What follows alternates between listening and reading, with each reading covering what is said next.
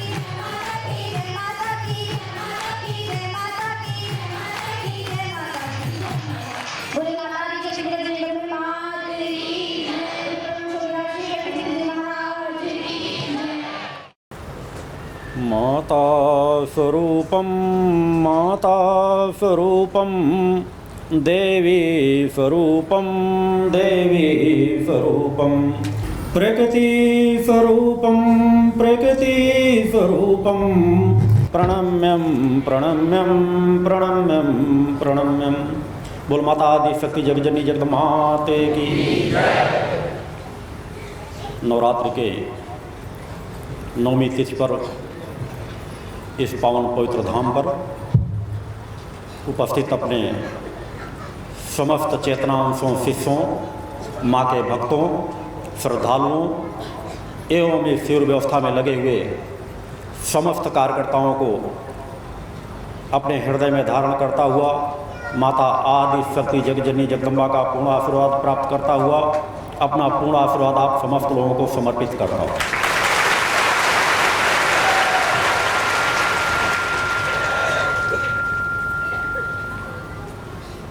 सत्संगत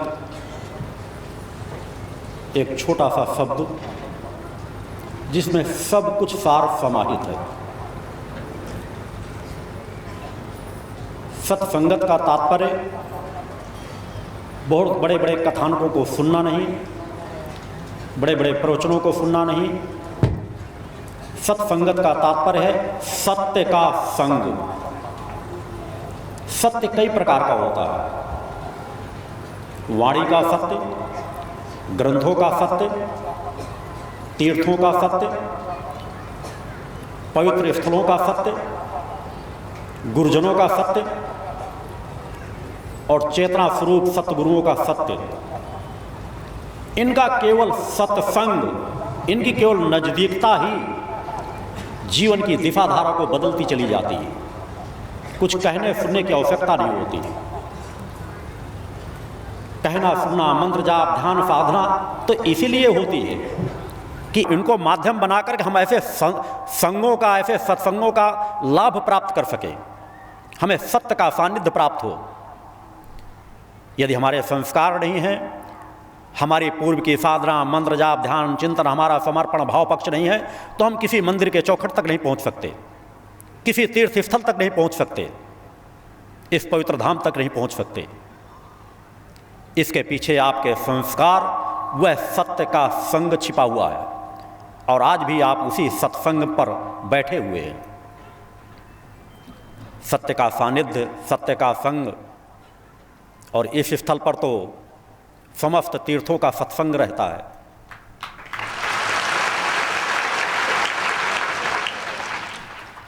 जहाँ पर माँ की धर्म ध्वजा फहरा रही हो, जिस स्थल पर वह दिव्य महाशक्ति यज्ञ से 100 संपन्न होने हों,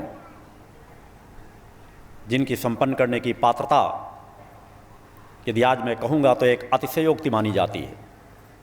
मुझे भी इन यज्ञों को संपन्न करने के लिए एक एक यज्ञ में इस भाव भूमि पर बैठना पड़ता है कि हो सकता है मेरे जीवन का यह यज्ञ ही मेरे जीवन को का अंतिम यज्ञ हो सकता है, क्योंकि यह यज्ञ सामान्य यज्ञ नहीं है।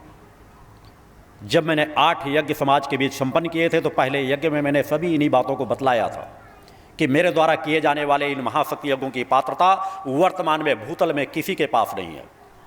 उस समय भी मैंने कहा था कि जिन यज्ञों को मैं पूर्ण करता हूं, यदि जितनी अग्नि के नजदीक बैठ करके मैं यज्ञों को पूर्ण करता हूं, उससे 2-4 फीट दूर बैठ करके भी मैं 7-8 घंटे एक आसन पर बैठ करके शांत चित्त होकर के यज्ञ करता हूं। अगर कोई 2-3 फीट दूर बैठ करके मात्र 2 घंटे बैठ करके दिखा देगा तो मैंने कहा था कि मैं अपना सर काट के उसके चरणों में चढ़ा दूंगा, या वह कहेगा तो आजीवन उसकी गुलामी करूंगा। आज ये सब बातें इसलिए अवगत कराई जाती हैं कि हमारा धर्म का पतन इतना अधिक हो चुका है। सब सत्य पहले था। हमारे पूर्व के ऋषियों मुनियों के पास अलौकिक क्षमताएं थी। किसी के पास पुत्रेष्ठ यज्ञ करने की सामर्थ्य थी तो किसी के पास किसी प्रकार की यज्ञ करने की सामर्थ्य थी। कोई एक यज्ञ से वारिस करवा देता था, कोई यज्ञ के माध्यम से किसी माँ के गर्भ की आवश्यकता नहीं पड़ती थी, नवीन मानव को जन्म दे देता था। सब कुछ सामर्थ्य हमारे यज्ञ के माध्यम से समाहित रहती है। उन 8 महाशक्ति यज्ञों को समाज के बीच संपन्न किया गया बहुत सामान्य और सहज तरीके से। मेरी हर यात्रा बड़ी सामान्य और सहज तरीके से प्रारंभ होती है कि जिससे जब भी मनुष्य, यदि कोई चेतनावान हो, मेरे जीवन की यात्रा को देखे, समझे, तो उसे एहसास हो सके कि मैंने हर कर्म अपना मनुष्योचित ढंग से किया है, अपनी साधनाओं का उपयोग नहीं किया बल्कि अपने शरीर को तपाया है। मैं चाहूं तो समाज को अपनी पूर्व अर्जित साधनाओं के माध्यम से केवल आशीर्वाद देता हुआ दिशा देता जा सकता हूं, मगर फिर भी मैंने यज्ञों का माध्यम लिया, अपने शरीर को तपाने का माध्यम लिया, खुद साधना रत रहता रहा। युवा अवस्था में आने के बाद जब लोगों के खेलने कूदने का समय होता है, अखंड साधनाओं में बीच बीच बैठ करके कहीं 1 महीने की, कहीं 2 महीने की, कहीं 6 महीने की, कहीं 15 दिन की, कहीं 11 दिन की मेरी अखंड साधनाएं चलती रही। समाज के बीच ही हुई। मैं हिमालय और पर्वतों की बात नहीं करता। कोई मेरे बचपन की जीवन की यात्रा से लेकर के आज तक की यात्रा की जानकारी कहीं से भी प्राप्त कर सकता है। साधना तप करना वर्तमान में कठिन है, मगर असंभव नहीं। और जिस मार्ग पर प्रारंभ में चलने के पहले उस परम सत्ता ने जो मुझे मार्ग दिया, जिस मार्ग का मैंने निर्णय किया कि इस मार्ग के अलावा और समाज का हित करने का दूसरा कोई मार्ग नहीं, उसी मार्ग पर आपका गुरु आपको भी बढ़ा रहा है कि तपस्वी बनो, साधक बनो। यह सब कुछ पूरी सृष्टि तपोमय है। तप के अलावा कुछ भी नहीं है। जहां तप नहीं वहां सिर्फ पतन है, जहां तप है वहीं उन्नति है, वहीं चैतन्यता है, वहीं दिव्यता है। वह 8 महाशक्ति यज्ञ जिनका प्रमाण मैंने हर यज्ञों में दिया, जितने शिशु समय उपस्थित रहा करते थे, जितने लोगों को जानकारी रहा करती थी। चूंकि आज ये महासंघनाद का समय चक्र चल रहा है, तो उन यज्ञों का वर्णन करना नितांत आवश्यक है, जो यज्ञ समाज में उस ऊर्जा को जन जन तक पहुंचाने पे प्रारंभिक कदम के रूप में मेरे द्वारा उठाए गए।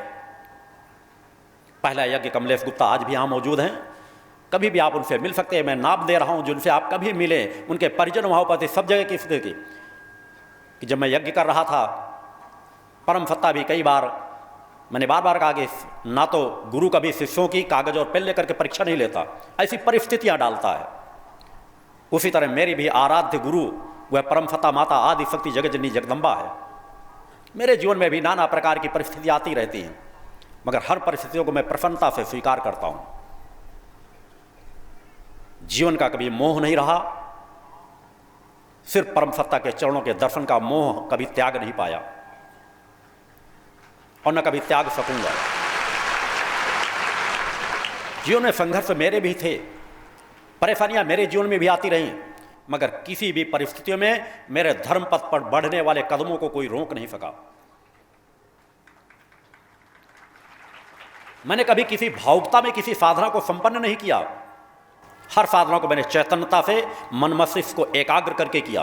ये नहीं कि भावुकता के में लोग बहते चले जाते हैं, अचानक कहो साल भर के लिए 2 साल के हम भोजन हमने त्याग कर दिया, हमने त्याग कर दिया। मैंने कर्म को अपनाया कि भावुकता नहीं, माँ हमें दर्शन दे दो। ये अपाहिजता होती है, निष्क्रियता होती है, अकर्मण्यता होती है, कायरता होती है कि हम बाध्य करें प्रकृति सत्ता को कि हम भोजन बंद कर देंगे, हम अपने शरीर को कृष्ण काय कर देंगे, हम खाएंगे नहीं, हम पिएंगे नहीं, हम एक पैर पर खड़े रहेंगे। वह कर्म करो। परम सत्ता ने सभी विधान बताए हैं। हमारे धर्म ग्रंथों में एक एक विधान की रचना करने के लिए हमारे ऋषियों मुनियों ने हजारों वर्षों तक तप किया है, तब उन मंत्रों की रचना की है, यज्ञों के विधान को वर्णित किया है। उन पर चलो, चेतनता से शरीर का उपयोग करो, परम सत्ता के प्रति भक्ति रखो, समर्पण रखो।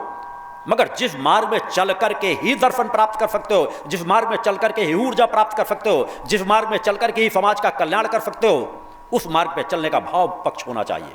उसी भाव पक्ष को लेकर के मैं भी आगे बढ़ता रहा। अपनी खुद के एकांत की साधनाएं, उन साधनाओं में यदि मैं जाऊंगा तो एक पक्ष बहुत बड़ा हो जाता है। जो मेरे परिजन है जानते हैं, जब मैं यज्ञों की साधना, चूंकि उन महाशक्ति यज्ञों को समाज के बीच 8 यज्ञ करने के पहले भी यज्ञ के अनेकों क्रम थे, और जो महत्वपूर्ण यज्ञों की साधना का मेरा क्या क्रम था, वह कितना कष्टदायी था, यह मेरे परिजन ही जानते हैं। संघर्षपूर्ण था, मगर मेरा कोई भी यज्ञ क्रम कहीं पर भी 1 मिनट के लिए बाधित नहीं हुआ। मां की कृपा रही। जो आज इतिहास में हम पढ़ते सुनते हैं, कैसी स्थलों पर सर्प आ जाते हैं, नाग आ जाते हैं, या नाना प्रकार की परिस्थिति होती हैं, वह सब परिस्थितियाँ वहाँ होती थी। साधक देखते थे, वहाँ जो नज़दीक रहते देखते थे। मैं रात में सोता रहता था, सर्प आके सर में फन काट करके बैठ जाता था। सुबह जल छिड़क छिड़क करके उनको बाहर निकाला जाता था, क्योंकि मुझे जब बैठना है तो साधना में ये अव्यवस्था, पहले ये भी कर्म बनता था। किसी साधना स्थली के किसी कोई भी स्थिति आ जाए, अगर हम जहाँ तक हो सके तो किसी भी ऐसे चीज़ों की हत्या नहीं करना चाहिए किसी साधनात्मक स्थली पर। मगर यदि कहीं हमारा घर है, कहीं ऐसी जगह पे ऐसे विषाक्त जीव कोई आ जाते हैं, तो हमारा कर्तव्य प्रथम कि अगर वो बाहर निकल सके तो अच्छी बात है, मगर अगर परिस्थितियाँ हों तो उसे अधर्म भी नहीं कहा जाता। मगर किसी मंदिर के अंदर कभी आप साधना कर रहे हो, उस स्थल पर वो किसी रूप पे कोई परिस्थिति आए, वहाँ पर आपको हिंसा का त्याग करना पड़ता है। अहिंसा और हिंसा का कहाँ उपयोग होता है, यही मैंने कहा है। जहाँ शत्रुता का पक्ष लिए कोई खड़ा हो, वहाँ आपको हिंसा करना अपराध नहीं होता। मगर जहाँ पर आप उस परम सत्ता की ओर बढ़ रहे हो, ध्यान साधना की ओर बढ़ रहे हो, वहाँ आप पूर्ण अहिंसक बन करके ही आगे बढ़ सकते हैं। बचपन में भी ज्वाला जी बैठे हुए, वहाँ घर के सामने ही एक जो परिवार था, एक बार मैं खेतों पर लेटा हुआ था, वो दूसरे ने बतलाया, उसको लोग विश्वास नहीं कर पाते थे। मेरे घर के सदस्यों ने भी उस समय विश्वास नहीं किया था कि मैं एक अरहर का खेत था, वहीं पर छाया के लिए व्यक्ति, पिताजी कृषक थे, और वहाँ पे लेटा हुआ था। दोपहर का समय था, सभी लोग घर चले जा चुके थे। उसने आकर के देखा, साइड से देखा कि मैं वहाँ खेत पर लेटा हुआ था, मुझे याद नहीं, मैं सो रहा था। एक नाग आकर के बैठ करके फन काट करके मेरे ऊपर बैठा था, जिसको उसने देखा, उसने परिजनों को बतलाया। अनेकों घटनाएं बचपन से इस तरह घटती रही। साधुओं का एक समूह आया था, पिताजी सत्संग में गए हुए थे, मैं भी वहाँ पहुँच गया था। वो बरबस मुझे देख करके एकटक मेरी तरफ देखते रहे। उस समय निश्चित है कि हर एक के अंदर कुछ न कुछ साधनात्मक क्षमताएं हुआ करती थी। ये पतन मात्र 20-25 सालों में ज़्यादा हुआ है।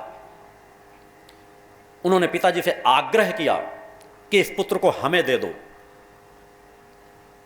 इसके योग गृहस्थ के नहीं है, समाज के बीच के नहीं। वो जो अध्ययन कर रहे थे, बोले इसके योग तो ऋषित्व के हैं, प्रभाव के योगों का हम अध्ययन कर रहे हैं। ये आपके यहाँ कैसे गांव में? उनको कैसे? उन्होंने तो बस बोले इसके तो रास्ते अलग हैं, इसके साथ तो असंख्य लोगों का समुदाय होगा, अनगिनत लोग साथ चलेंगे, इसका तो पूरा जीवन साधना आराधना का लग रहा है। परिजन थे, गांव की घटना है, एक नहीं अनेकों लोग जानते हैं, मेरे परिवार के जो मुझसे बड़े हैं सभी जानते हैं। पिताजी से उन्होंने मांगा, मगर जिस तरह हर काल में होता है, हर परिस्थिति में होता है, किसी पिता से उसके पुत्र को मांगा जाए, और भी छोटे पुत्र के प्रति विशेष स्नेह माता पिता का सहज भाव से होता है। पूजा संध्या यहाँ बैठी, मेरे तो तीनों के प्रति होता नहीं, यही नहीं आ जाए कि ज्योति के प्रति ज़्यादा स्नेह है, क्योंकि मेरा तीनों पुत्रों के प्रति समान स्नेह बना रहता है। पिताजी ने मुझे देने से इनकार कर दिया, और प्रकृति का जैसा विधान था, मैं सतत घर में ही रह करके अपने साधनात्मक क्रम में सतत आगे बढ़ता गया। एक अलग वृत्तांत है, अनेकों घटनाएं हैं जो समय के साथ समाज में दी जाएंगी। चूँकि यह महाशंखनाद का 9वीं पर्व है, तो पूर्व की कुछ चीज़ें सहज मन मस्तिष्क में स्मरण हो आती हैं कि हम तब क्या सोचते हैं। आज का अगर हम क्रम से सत्य मार्ग पर चलते रहते हैं बिना विचारे, तो एक न एक दिन हम सभी सीढ़ियों पर चढ़ते चले जाते हैं, और हमारा प्रारंभ यदि भटक गया तो सब कुछ भटकता चला जाता है। इसलिए मैंने हमेशा सत्य पथ को अपनाया है। प्रारंभ से साधनाओं का वो क्रम चलता रहा। वो महत्वपूर्ण साधना अनुष्ठानों को पूर्ण करने के बाद जब मैंने पहले यज्ञ का निर्णय लिया, तो मैंने 8 यज्ञ बड़े सहजता से संपन्न करने का माँ के चौड़ में निर्णय लिया था। क्योंकि यज्ञों की प्रारंभ करने थे, 8 यज्ञ समाज के बीच करने थे। उस समय मैंने किसी को शिष्य नहीं बनाया था, किसी को दीक्षा नहीं दी थी। निर्णय था कि सामान्य तौर पर धीरे धीरे करके इसकी ऊर्जा का विस्तार करूंगा। पहला यज्ञ कमलेश गुप्ता के माध्यम से होना था, उनके आवास पे वहीं पर। जगह की कमी थी, उन्होंने मैंने यज्ञ वेदी का बतला दिया था, समझा दिया था कि माँ की छवि इस तरह रखी जाएगी, यहाँ पर यज्ञ वेदी इस तरह बनेगी। मगर उसमें चूँकि मैं वहाँ पर विलम्ब से, तो समय के आधार पर मेरी कुछ अलग साधनाओं का क्रम था। मुझे था जैसे बतला रहा हूँ वैसा ये निर्माण वहाँ कर लें, मगर यज्ञ वेदी और माँ की प्रतिमा और मेरे बैठने के आसन के बीच का बहुत कम सीमित गैप था। समय से पहुँचा था, समय पर यज्ञ प्रारंभ करना नितांत आवश्यक था। महत्वपूर्ण साधना का अनुष्ठान था। 11 दिन चलने वाले वो यज्ञ थे। एक एक दिन 8-8, 9-9 घंटे मुझे आसन पर बैठ करके उन यज्ञों को पूर्ण करना था। समय इतना नहीं था कि मैं पुनः उस यज्ञ वेदी को तोड़ करके नई यज्ञ वेदी का निर्माण कर सकूं। बस माँ की प्रार्थना करके यज्ञ मैंने प्रारंभ किया। मगर यदि कोई न्यूनता होती है तो उसके परिणाम भी सामने जरूर आते हैं। मगर माँ की कृपा, यदि आप सत्य पथ पर चल रहे हो तो हर जगह माँ की कृपा चलती है। वह अग्नि हो, जल हो, पंच तत्व हो, हर तरह से आपके सहायक बन जाएंगे। मैं उन्हें किसी चीज़ को अपने शरीर में लपेटा नहीं था कि जिससे मैं अग्नि से बच सकूं। नज़दीक थी, मगर जिस तरह प्रज्वलित अग्नि पर मुझे यज्ञ करना पड़ता है, वही अग्नि की लपटें मेरे शरीर को स्पर्श कर रही थी, माँ की प्रतिमा को स्पर्श कर रही थी। 11 दिन तक यज्ञ चलता रहा। घर के लोग आश्चर्यचकित हो करके देखते रहे, मगर 11 दिन तक वह निर्विघ्न यज्ञ चला। उसी स्थान पर रह करके अनेकों दूर घटने वाली घटनाओं को उन परिवार के लोगों को अचानक बताया गया। जब वो आश्चर्यचकित हो जाते, वो मेरा बहुत प्रारंभिक था। मैंने प्रारंभ के यज्ञ से, चूंकि समाज के यज्ञ का प्रारंभिक चिंतन करना, इस तरह से धीरे धीरे करके 8 यज्ञ समाज के बीच संपन्न किए गए, जो सतत विस्तार की ओर गए। पहले यज्ञ में मैंने कहा था कि 8 यज्ञों में अगर मेरे किसी यज्ञ में बरसात न हो तो ये मान लेना कि मेरे यज्ञ करने की पात्रता मेरी परम सत्ता ने शायद मुझको नहीं दी, या शायद मैं दिशा भ्रमित हो चुका हूँ। अगर मैं मेरे हर यज्ञ में बरसात न हो तो ये मान लेना मेरे पास पात्रता नहीं, और मैं पुनः समाज का त्याग करके कहीं एकांत स्थान में पुनः जाऊँगा और पुनः उस दिव्यता को प्राप्त करूँगा। 8 यज्ञ समाज के बीच हुए। 8 यज्ञ में लोगों को असंभव से असंभव कार्यों में लाभान्वित किया गया। माँ की कृपा से 8 यज्ञों में बरसात हुई। ये सब माँ के प्रमाण हैं। उन यज्ञों का फल जो प्रारंभ में अभी वृंद से आपके मन मस्तिष्क में होगा, उन यज्ञों के फल को मैं कभी सीमित दायरे में बांध नहीं सकता। गुरु के प्रेम को, माता पिता के प्रेम को और उस परम सत्ता की कृपा को मैं चंद शब्दों में बांधना नहीं चाहता। मगर निश्चित है, यदि आप नशे मान से मुक्त, चरित्रवान, धर्मवान बनकर के जीवन जिएंगे तो आपकी हर समस्याओं में कहीं न कहीं उन यज्ञों की ऊर्जा आपकी सहायता करेगी। आप बरबस सत्य पथ की ओर बढ़ते चले जाएंगे। आज भी आप यहां खिंच कर क्यों आए हैं? आपके मन की एकाग्रता इतनी क्यों है? आपके जिस तरह समाज के मन में हलचल, अशांति है, उतनी अशांति आपके मन में क्यों नहीं है?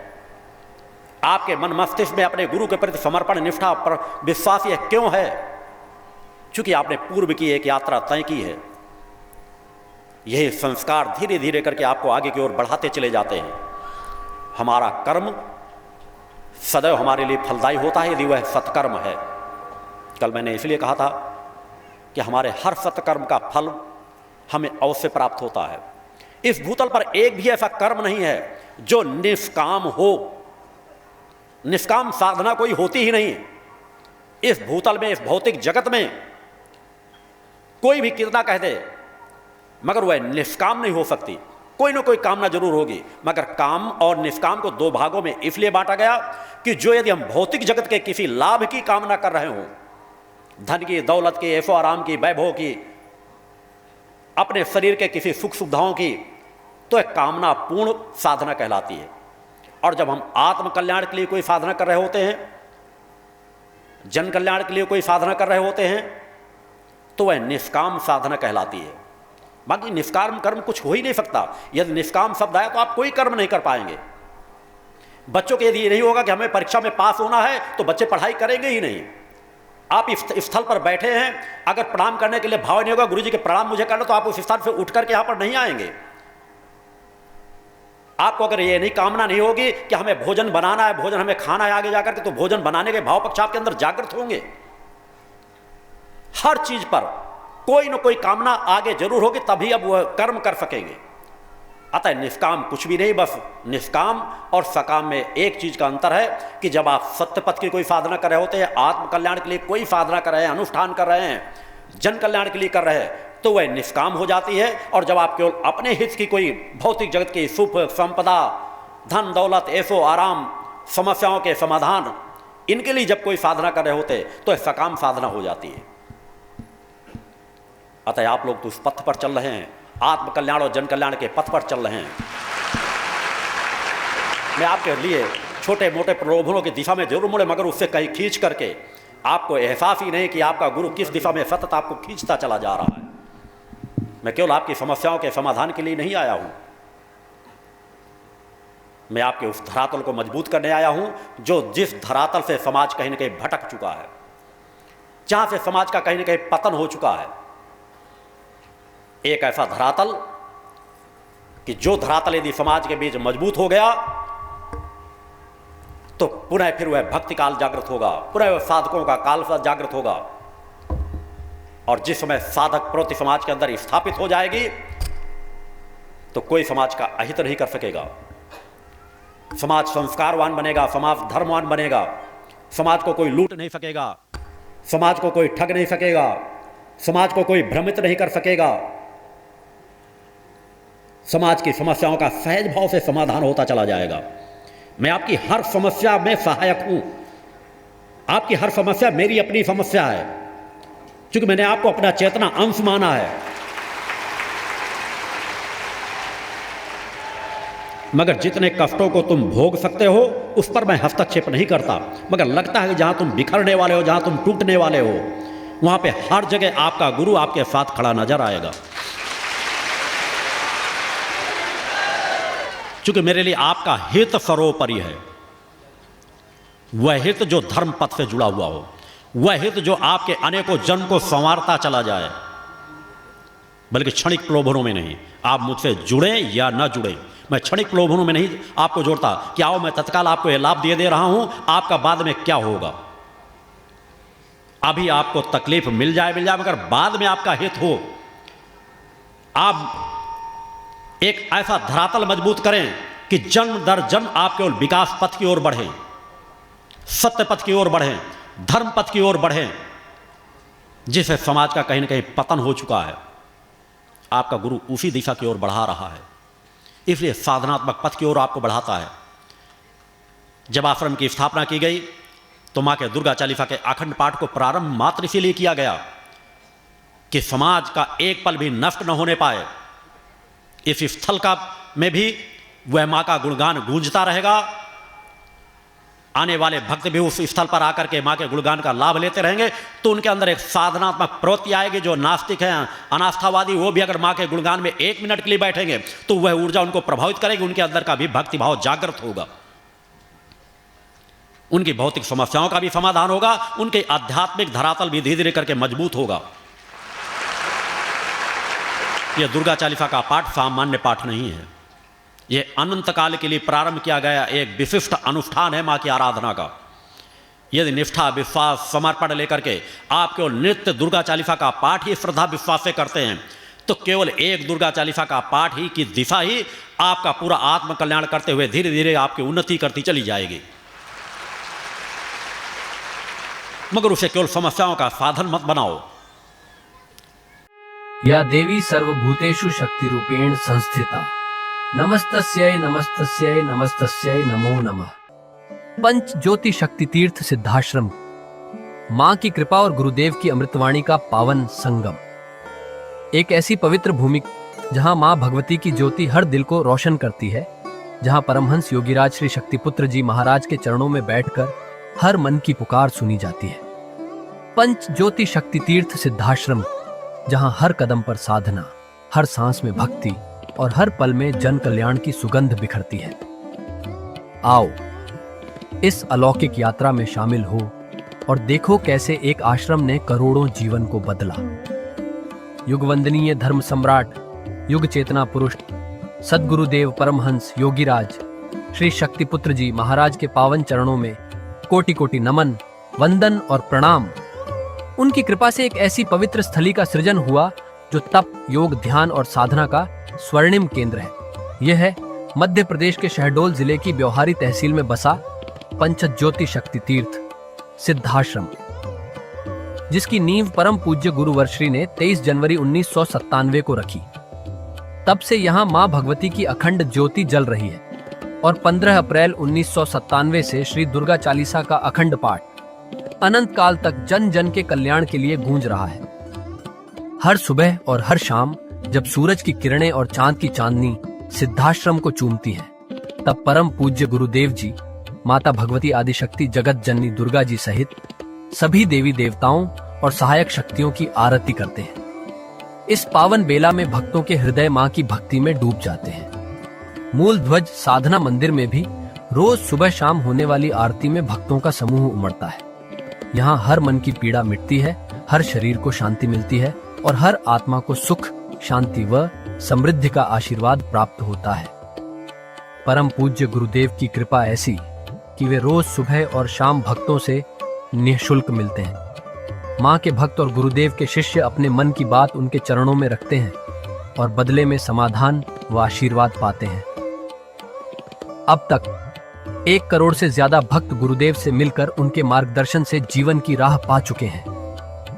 गुरुदेव की वाणी ऐसी कि सुनते ही मन में संकल्प जागता है। उनके आशीर्वाद से करोड़ों लोग नशे और मांसाहार से मुक्त होकर चरित्रवान और चेतनावान जीवन जी रहे हैं। हर दिन सैकड़ों लोग नशा छोड़ने की प्रेरणा लेने सिद्धाश्रम धाम पहुंचते हैं। पूज्य गुरुदेव के 20 लाख से अधिक दीक्षा प्राप्त शिष्य आज के अधर्म और अन्याय के दौर में भी मां की ज्योति से अपने घरों को आलोकित करते हैं। वे साधनात्मक जीवन जीते हुए आत्म कल्याण और जन कल्याण के पथ पर चल रहे हैं। क्या यह चमत्कार नहीं? सिद्धाश्रम धाम में पिछले 28 वर्षों से मां अन्नपूर्णा भंडारा चल रहा है, जहां सुबह शाम हजारों भक्तों को स्वादिष्ट और पवित्र भोजन मिलता है। और सुनो, यहाँ ठहरने की व्यवस्था भी पूरी तरह निःशुल्क है। क्या ऐसी जगह कहीं और मिलेगी जहां हर सुविधा मां की कृपा से मुफ्त हो? सिद्धाश्रम धाम की पावन सरिता के तट पर बनी त्रिशक्ति गौशाला देखकर भक्तों का मन आनंद से भर जाता है। हर महीने शुक्ल पक्ष की अष्टमी को गो सेवा समर्पण दिवस मनाया जाता है, जब परम पूज्य गुरुदेव और पूजनीय शक्तिमयी माता जी अपने हाथों से गायों को रोटी खिलाते हैं। यह दृश्य देखकर हर भक्त का हृदय गदगद हो उठता है। गौशाला के पास ही स्वामी श्री राम प्रसाद आश्रम जी महाराज की समाधि मन को शांति देती है और पास ही दानवीर गुफा स्थल हर किसी को असीम शांति का अनुभव कराता है। हर साल शारदीय नवरात्र में सिद्धाश्रम धाम में शक्ति चेतना जनजागरण शिविर का भव्य आयोजन होता है। लाखों भक्त यहाँ योग, ध्यान और साधना सीखते हैं, गुरुदेव के चेतनात्मक चिंतन को सुनते हैं और मां की अलौकिक आरती का आनंद लेते हैं। मां की कृपा और गुरुदेव का आशीर्वाद पाकर हर भक्त धन्य हो उठता है। 23 जनवरी सिद्धाश्रम स्थापना दिवस एक और पावन अवसर है।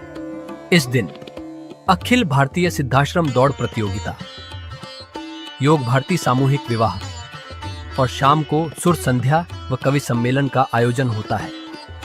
क्या मजा है जब भक्ति और संस्कृति का ऐसा संगम देखने को मिलता है। सिद्धाश्रम धाम का जनसंपर्क कार्यालय हर जानकारी का खजाना है। यहाँ से मासिक सिद्धाश्रम पत्रिका और साप्ताहिक संकल्प शक्ति अखबार मिलता है, जिसमें गुरुदेव की ऋषिवाणी और प्रेरक लेख पढ़ने को मिलते हैं। और हाँ, यहाँ माँ के प्रसाद के रूप में शक्ति जल भी निःशुल्क मिलता है। इस शक्ति जल ने करोड़ों लोगों को नशे और बीमारियों से मुक्त कर चेतनात्मक ऊर्जा दी है। क्या यह माँ की कृपा नहीं? जन कल्याण का एक और अनुपम उदाहरण है निःशुल्क वस्त्र सहायता केंद्र, जहां लाखों जरूरतमंदों को कपड़े दिए गए हैं। यह सिलसिला आज भी अनवरत चल रहा है। सिद्धाश्रम धाम में पौधारोपण का भी बड़ा काम होता है।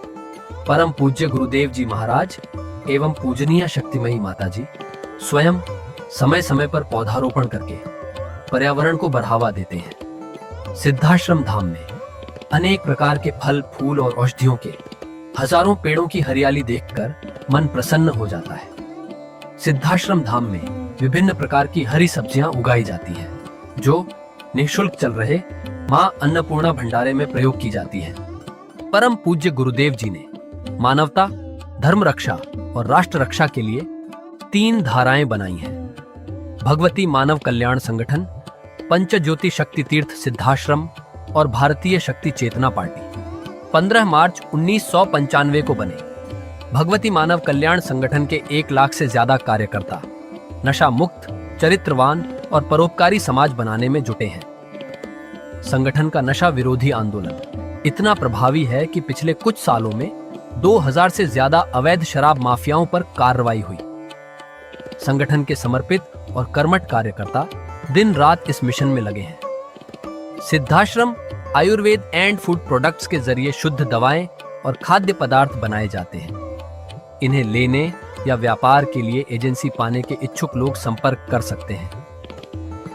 आओ सिद्धाश्रम की इस पावन यात्रा का हिस्सा बनो। यहाँ माँ का अखंड गुणगान सुनो, साधना में डूबो और परम पूज्य गुरुदेव के दर्शन कर जीवन को धन्य करो। भगवती मानव कल्याण संगठन। तुम्हें मानवता, धर्म और राष्ट्र की सेवा में शामिल होने का सादर न्योता देता है। जय माता की, जय गुरुवर की। जय मां गुरुवर गुरुवर, जय मां